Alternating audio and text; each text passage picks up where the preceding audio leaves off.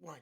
Hey guys, if you are feeling like you are in a place where you are stressed out, burnt out, and just feel like you need a great laugh, well, today's episode is for you. I am joined with Jay Yoda, a comedian, educator, workshop presenter. He does all the things in the education space on top of making us laugh. So I want you to stay tuned today because I know we've all been through a heck of a lot in the last 4 years. So let's welcome Jay to the show. Welcome to the show, Jay. Thank you so much for having me. This is great. I'm so excited just because this is as a dad and as a teacher, what you do and is just what I live. So it's like so much fun to be able to talk shop with some people. Yeah. So you've been traveling all over, right, with the comedy troupe and yourself, right? Yeah, been doing Um, my best. Yeah. yeah. So, and now you have your biggest event of your whole life being right here on the Childcare Directorship podcast. It's been on my calendar. I couldn't wait. I had come down, cleared my schedule. No, this is great. This is so awesome to be here and get to talk with you. And I'm looking forward to May too, where we'll get to actually meet in person, which will be a lot of fun. Yeah. So tell folks a little bit. How did you come to this journey of being a teacher to now a comedian who gets to travel all over talking to other educators and just people about life? It blows my mind. Like, it is one of those things where, you can never really see, there's no crystal ball. And, you do things in your life that you're like, oh, I never imagined I would have done that. And, for me, teaching was always on the schedule. I knew I wanted to be a teacher probably since sixth grade if I had to pinpoint a moment, because I just was having a hard time in sixth grade. I had gone to six different school districts. I bounced around, divorced parents, the whole deal. And I really just didn't like my sixth grade teacher. I skipped so much school that in the spring they did a project where they're like, hey, you get to be another teacher in the building. And I got connected with the teacher that just made me feel safe. We talk about Maslow's hierarchy. This was a woman who just embodied all of those things. And I felt so safe that now I wanted to go to school and I got to be third grade teacher for the day. I fell in love with it. And I just knew after that, this is what I'm going to do with my life. And I just set on that path through college, did all the things you're supposed to do, became a Spanish and Latin teacher, got to study in Argentina in high school. I studied in Spain in college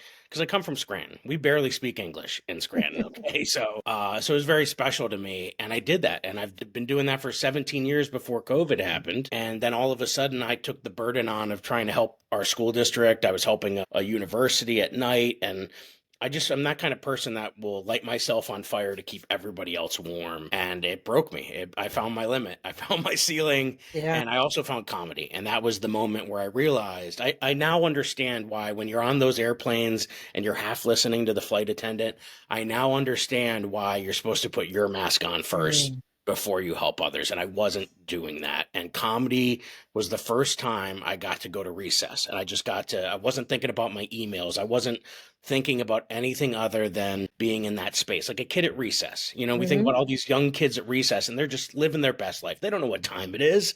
The time doesn't even exist to them. And I found myself back in that space. And I was like, this is that Yes. tuning fork. I got to listen to the tuning fork inside me.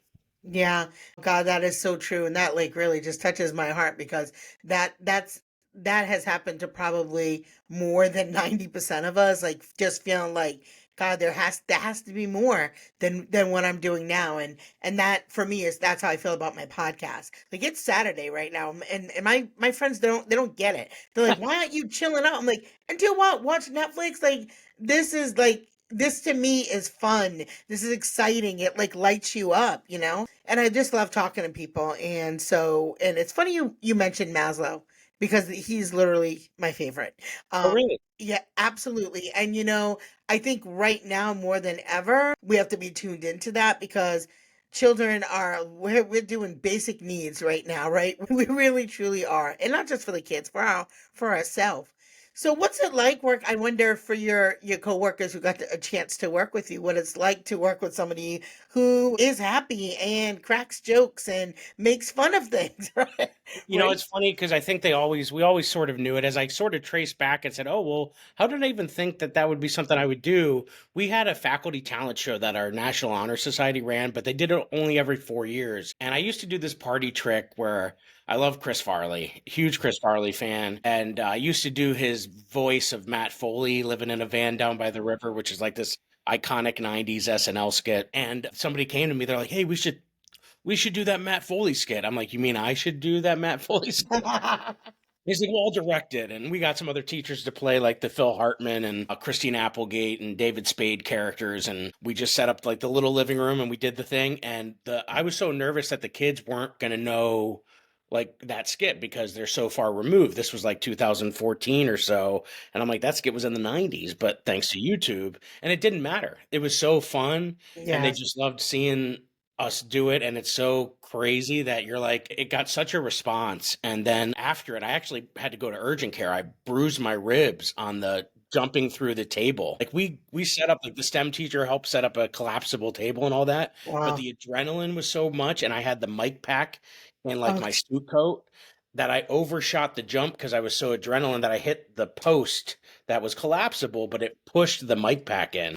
And I got up, finished the skit, did whatever, went to urgent care, but everybody had such a great response to it that I started rewriting the skit because retired teachers who were retiring were like, I love that skit. So I would write it for their retirement dinner, but I would rewrite it as motivating them into retirement. And it became this thing. That was like the first time I think I started doing writing. It's kind of like when you want to be an artist and you're like, oh, let me stencil something and see if I could do this. And I had so much fun with that. And it was so fun seeing my colleagues enjoy it and laugh. I always did that. If I was explaining, I did a lot of explaining technology to teachers, and they would get all up in arms when a system like Blackboard would change their interface. And I'm like, listen, guys, you've been to Burger King, you've been to McDonald's, you've been to Wendy's. They all have a chicken sandwich. Sometimes it's a number three, sometimes it's a number six.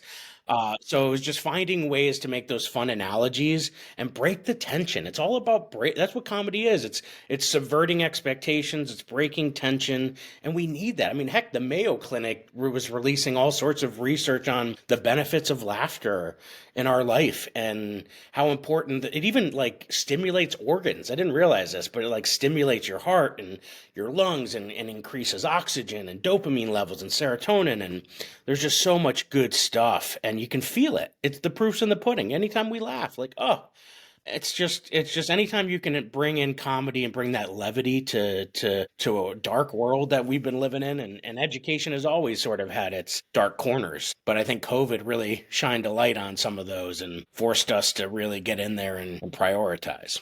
yeah. So, two things. I have my own Farley skit that you could probably appreciate. Especially, I usually will do this somewhere around January, and I'll put on my coat and go, "Fat lady in a little." In college, I watched that movie. I had my VHS, my little TV VCR combo thing, and every day when I would be doing my laundry or whatever between classes, I had that movie on. I must have burnt out that VHS tape. Yeah, that was great stuff. So, I love what you're saying because this is something we do in our center. So my director Angela has this joke calendar. It's like the dad jokes. They're Yes. really corny on the desk. And sometimes they're so funny. Some of them are lame, but sometimes they're so funny. I have to call the other schools because we have three locations, and I'll call and whoever's answering, and I'll be like really serious, and then I'll just break into a joke, And sometimes they look forward to it. They're like, "Hey, what's my joke?" I even do it to my payroll guy. I'm like, "You have no client like me. Here's your joke of the day before I call in my hours," and he loves it. So like you said, it breaks up that tension. It's really hard to run a school. Yeah. It's really hard to be an educator in a school. So I didn't, but my favorite thing of the last couple years since this whole change is schools have been calling and bringing me in. And, in a couple things, either I'll do a comedy set for them to break up the day or start the day. But now I've been teaching comedy classes at a couple clubs, and I'm the assistant director for the longest running comedy school in New York City, which is the American Comedy Institute. And I've been so blessed to learn from all these masters and now become like a teacher. And so now I'm teaching comedy, and so schools have been bringing me in to do like breakout workshops, like do a 45-minute workshop on helping teachers tell jokes or infuse comedy. And I've one coming up next month I'm really looking forward to, and it's been so much fun to realize that I can stay within the realm of education, because even with language, and I love teaching language, it was so great, but with the world it is now, and where kids are less curious, and with AI and chat GPT and some of those things, like they're not as curious and they're not as wondering. So it hasn't been as fulfilling for me. But now getting to empower teachers with either using ed tech and now getting to empower teachers to find humor. Because the stuff you're talking about is all the stuff I talk about. I'm like, hey, hang funny memes in your classroom. Tell a dad joke of the day. During COVID, I would have teachers send little announcements out with the dad joke of the day. My best friend did that. He was the king of dad jokes, and every day, and kids look forward to it. It's that kids don't remember what you teach them, right? The quote is they don't remember what you teach them, they remember how you made them feel. And by creating laughter and levity and saying, hey, it's not that serious, then we create an environment where you're giving them a hug in a way that like it just makes them feel safe, and then they're curious again, and now they want to follow your lead and they trust you, and that is powerful. So if comedy can spark that and get that into the next curriculum point, then that's what we need to be doing. Yeah. What's your favorite dad joke? Do you have a favorite dad joke? So my daughter's favorite one is the classic, banana orange. Hmm. Or yeah, but my favorite one is what has uh I don't know. The the Magic School a Bus? garbage truck. So my daughter's class, because they know that I was doing comedy and I also taught at the school, they invited me in for they had dad joke day, or it was like National Joke Day. And so we came in and me and the kids just did back and forth for like a half hour dad jokes. And it was so fun. Like it was cool as a dad, that's a role for me that I was so excited and I was so nervous for, because my dad, I didn't really have a dad growing up. So like I didn't know what that looked like. And I take the role so seriously. I've been caring for other people's kids for like 15, 16 years before I had my first kid. And so, it was so cool for me to be both a teacher in that school and a dad in that moment, and see my daughter like beaming with like excitement and everybody having fun. And so that was a special moment. And I got to do that because of comedy. And like, so it's amazing. It's amazing when you let yourself live a little, you let yourself be not so serious. You never know what kind of opportunities are going to rise to make somebody's day. Even if it's just my daughter's day, like that's a huge Yeah. win for me. And if it's 2,000 teachers at an arena for a show for bored teachers, then that's great too, because then I get to talk. I love talking at the end of it. Like I talk a lot about my daughter who is autistic, and I didn't know what that meant, and so I talk a lot about my journey and understanding that, and she's always the hero of the story. It's always I'm like the Homer Simpson of it, and all the things she's taught me. And then I get to share so many experiences with parents after a show who are like, I needed to laugh about that. Yeah. And then sometimes I'll have kids who are autistic come up and be like, hey, I was just like your daughter, and now I just graduated college and I'm doing this and I'm doing that. And I'm like, I have goosebumps right now just retelling that. Yeah. You know what I mean? Yeah. It's when you can bring those moments to people, and we as teachers, when we can bring those moments to our students in a classroom, we're making memories. Yeah, and everything that we do, I feel like I'm very much heart centered. It's connections with people, like you had said right at the beginning. It's connections with your team, connections with your students, connections with your families, and this is just another tool that you can have in your teacher toolbox, in your administrator toolbox, to really help make those connections, multi-layered. When you can laugh together, cry together, and trust me, we've done all the things in between, right? We bond, right? Let's stop trauma bonding and let's stop bonding around some good stuff. Yeah, and it's really as simple as you said. Like, have a joke of the day. Have some funny. Who doesn't love sending? I don't know if you pronounce them gifs or gifs, but that's my favorite thing to send to someone.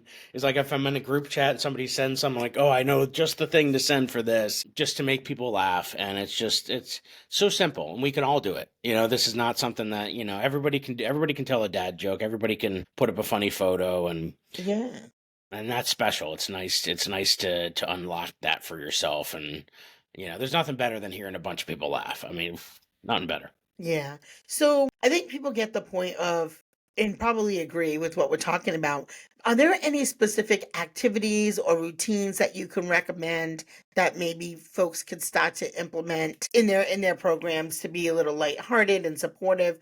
I know you had mentioned, put some memes up and things like that. What are some other strategies you Yeah, I think like folks could stuff do? like one of the first activities that like sometimes we'll do is I'll do a thing where I do comparisons, because if one of the funny things about comedy is comparing things that seem like they're not alike. And so like sometimes you can put up, a bunch of things like if you're studying something in your curriculum, like a certain math lesson or something like that, you can be like, oh, algebraic equations are like, and then list a bunch of random things that like from a word generator that like don't seem like their thing, and then challenge each other to kind of find the funny and find something that connects those two seemingly unsimilar things.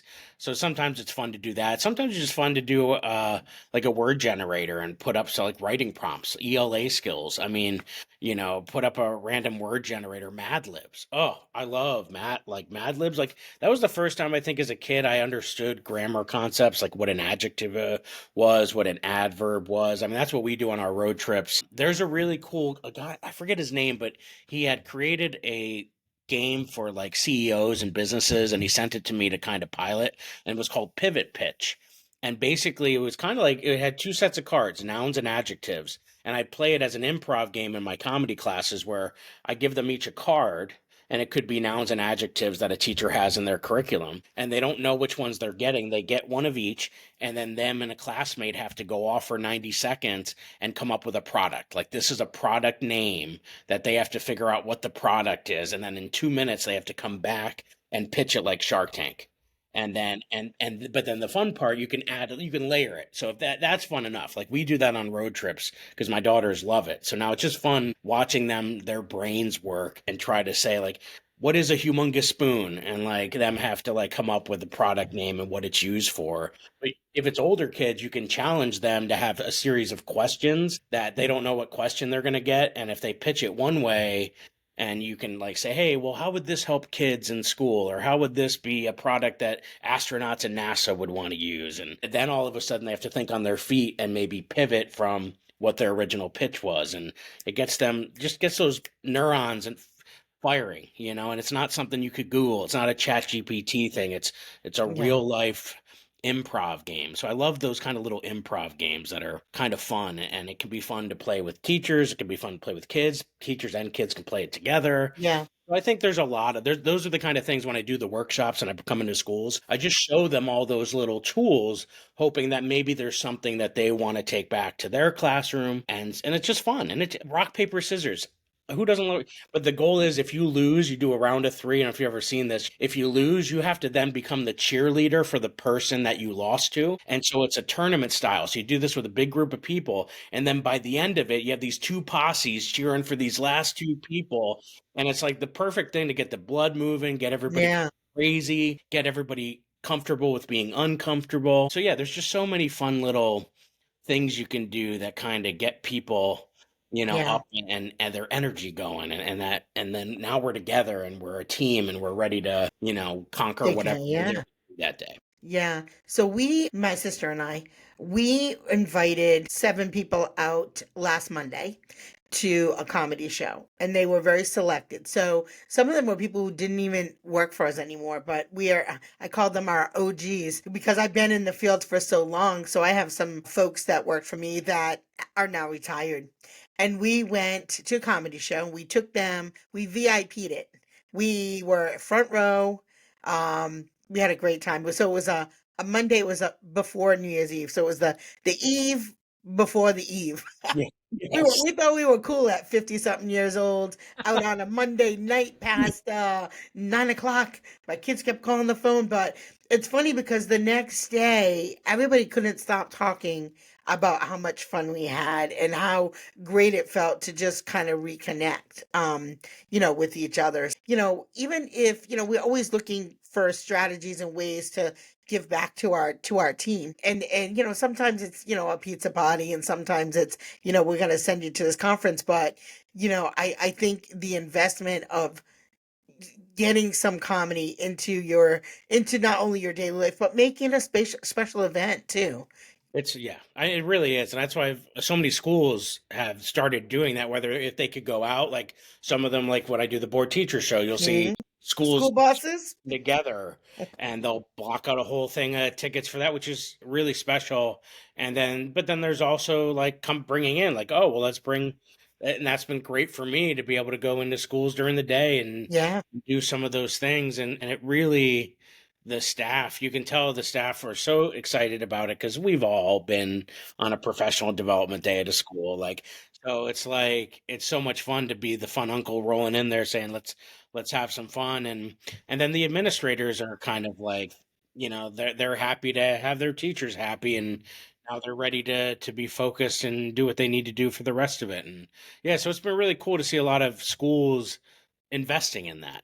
We call it teacher wellness and mental health days. And I've seen ones where they divided up and they would go into like yoga, and like, so after me they did breakouts of like different fun stuff. They would go play cornhole. And so it's cool to see us investing in making sure the staff as well, because if we're not filling up our own cups, then that's the problem. We're going to pour into these kids cups and there's nothing there. And I'll tell you what, as someone who's teaching at the high school level right now, it's a tall order because those kids are Mm. it's draining, because the kids, they have everything on their phones, and the wonderment and curiosity, it's really hard. We're battling so many things to get their attention, and it can be very draining. So I was suggesting we should do teacher rage rooms. It's not a bad idea. I'm taking care of all these kids all day, and then I'm just supposed to come home and love my own children. Like, that's a tall order. It's Like, hard. I Yeah, it's I need hard. a break in the middle to decompress, and I just need a room with a copier and a sledgehammer just for like a few reps. And that's just like those kind of thing, because we need that. Everybody needs an outlet with a passion. That's the other thing I told you. Like, you got to find something that helps fill your cup up, and it could be anything. Like, Hmm. go take a kickboxing class after. Go, join a dodgeball team. Like, there's all sorts of like fun stuff you can do that don't take any kind of level of skill beyond wanting to be there and just laugh and have some fun. So like if somebody doesn't have a passion or doesn't find time to fill themselves up, like, oh, I got a lesson plan, I got to do this tomorrow. No, that can all wait. I've really Hmm. gotten good at setting boundaries for myself about answering emails after hours. I try not to do any schoolwork after hours because I'm like, I want to be a dad. I got a whole second career in the evenings. We really need to compartmentalize and prioritize better. And we got to stop, that thing where we're like, oh, well, I stayed late at work tonight. Like it's a Yeah, it's not a badge. Yeah. and that's the part that I see sometimes people posting that I'm friends with on Facebook, showing the clock when they're like leaving on a Friday night. I'm like, dude, there's nothing to be proud of for that anymore. That's You're working for free, you're getting free, and because then it just breeds. Well, it's for the kids, and then you're being asked to do so much, and it's true. We're willing to give. That's what teachers. That's our job is heart centered. So like Yeah. we're gonna do. If you tell me it's for the kids, I'm gonna bend over backwards for them. Yeah. Jay, have you ever performed in Rhode Island? Yes, I perform with at the Comedy Connections Club in Okay. Providence. Yep. Actually, that was one of my first gigs with board teachers, and it was they needed someone last minute, and they called me, and I had school that it was like a Thursday night or something. So like I had school, I left school, got right to the airport, flew there just in time to put my luggage away, and then go to the gig, and then I had to go back because it was like the end of the school year, so I had to then like got a 6 a.m. flight, flew back to Philly, and then got back and taught the next day because it was one of our last days of school. And I just remember being like, this isn't real life. I was just on an airplane, people were with me, and now I'm back in It second was, yeah. period. Like Yeah. it was like this, It was the preview. It was right? the preview of your life to come. It's like anything. It's like so fun. Like even I'm doing a show in my local town on a Wednesday coming up. There was a rescheduled date, and it's like, oh, I'm gonna go. It's all this pomp, and it's gonna be so much fun. And then I'm gonna be grading papers in the green room, like, after, and then getting to bed right after so I can wake up and go to school the next day. So it's been fun still being a teacher and doing this. Because I know there's some people that have left education and now they've made a career of just going around and doing that. And I would love that, but I'm also really needed at my school, and there's not many people that teach Latin and Spanish and can do tech. So I feel a need there that would be hard for them to fill if I were to leave. So I am also mindful of that. But yeah, I've had a lot of great opportunities to kind of do both. And what a blessing, because I have so much things I want to do. I want to write a children's book about my daughter and help build that empathy with autism, because I'm watching her in elementary school and kids trying to interact and trying to understand what life's like for her. And I want them to understand what it's like for her. Like you could walk into the same space like a cafeteria, but it looks one way for her and it looks a different way for them. So I'm Yeah. trying to create this image of like a pop-up book where it would like look like a normal cafeteria and then you'd flip it up and things would be like carnival mirror esque That's where all awesome. things strike Yes. her, because that's the kind of empathy, we have her in all regular class. We've had her in regular ed stuff forever because she's part of this world. She's got to learn how Yeah. to be a dual citizen is what I call her in my act. She's got to learn how to be part of that, and it's been fun to watch her navigate because she's such a sweetheart. She's so amazing. She's so smart, and so it's like it's beautiful watching her interact in this world, and she's so funny. She didn't realize how funny she can't lie. I didn't realize like she can't be deceptive, and she loves comics. But she doesn't get the concept between a thought bubble and a speech bubble. So like she had a timeout from her iPad and we put it in the kitchen and like two seconds later you hear her tiptoeing down the hallway and she's like, sneak, sneak, sneak. And then she sees me and she turns around, she's like, oh no, he's still there. And I'm like, baby, what are you doing? She's like, well, I was waiting for you to leave so I could sneak in and steal the iPad back. Yeah. I've I, had I love yeah. They are very fun. So I've had the privilege of working with two staff members whose children have autism and have grown up at my program. And Carlin, and he is just extremely funny. He's grown now. He's like 27, and the things that he says is we could put him on a stage. He's extremely funny. Yeah. And then Leah's son also and has autism, and he is in sixth grade, just about ready to hit the older years. So that's yeah. always interesting. So we're super excited as we wrap up. We're super excited to have you come out to Rhode Island in May. You're going to be presenting on our Leadership Day, which will actually be at night. You'll be doing a comedy show for all of our administrators at the end of the night, with some dinner for those of you who are coming out to the conference. You're going to get to see Jay, and we're going to have a great time. We're going to have a great time. We're going to laugh a lot. We're going to learn a lot. We're going to laugh a lot because I am all about helping, support our people and getting us back to a place where we all feel good again. So. Love it. Can't wait to be a part of it. Yeah, yeah, yeah. So for those of you who tuned in, thank you so very much. As always, it's the small details that make a big impact on the success of your childcare business. And don't forget about your people. Check the link below. We'll see you at that conference. Have a great day. See ya.